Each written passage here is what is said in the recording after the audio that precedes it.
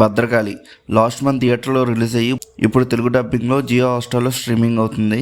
నాకైతే యావరేజ్గా అనిపించింది మూవీ. It's average. ఇంకా మూవీ స్టోరీ గురించి మాట్లాడుకుంటే హీరో ఒక పొలిటికల్ బ్రోకర్.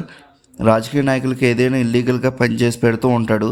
ఆ పనిలో వచ్చిన ప్రాఫిట్ని ఇంత పర్సంటేజ్ కిందని తీసుకుంటూ ఉంటాడు. అలా బ్రోకర్ కింద పనిచేస్తూ ఎవరికీ తెలియకుండా హీరో ఎన్నో వేల కోట్లు స్కామ్ చేస్తాడు.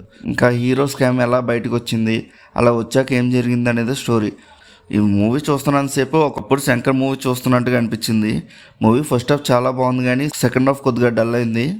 ఫస్ట్ హాఫ్లో వచ్చే సీన్స్ అయితే చాలా బాగున్నాయి. చాలా స్పీడ్గా వెళ్తూ ఉంటుంది మూవీ, ఎక్కడ బోర్ కొట్టకుండా.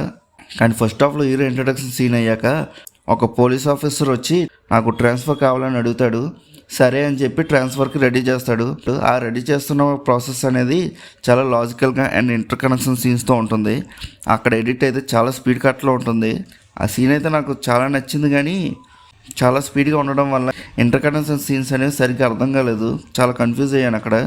ఒక 2 టైమ్స్ వస్తే కానీ నాకు సరిగ్గా అర్థం కాలేదు ఆ సీన్ ఏంటో.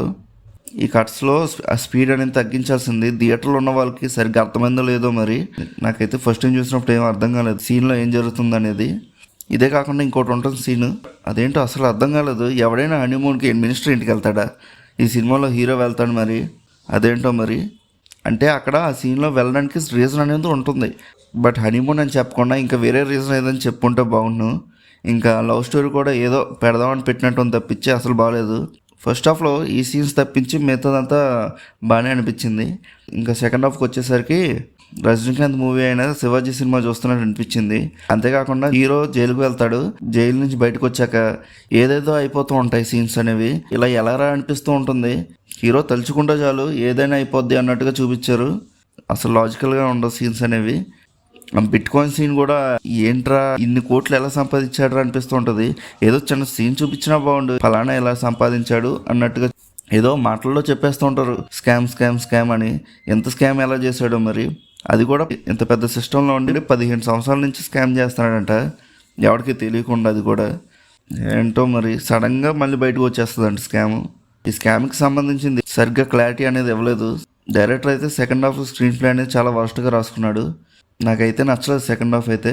ఇంకా ఈ మూవీలో క్యారెక్టర్స్ పెర్ఫార్మెన్సెస్ గురించి మాట్లాడుకుంటే అందరూ చాలా బాగా చేశారు.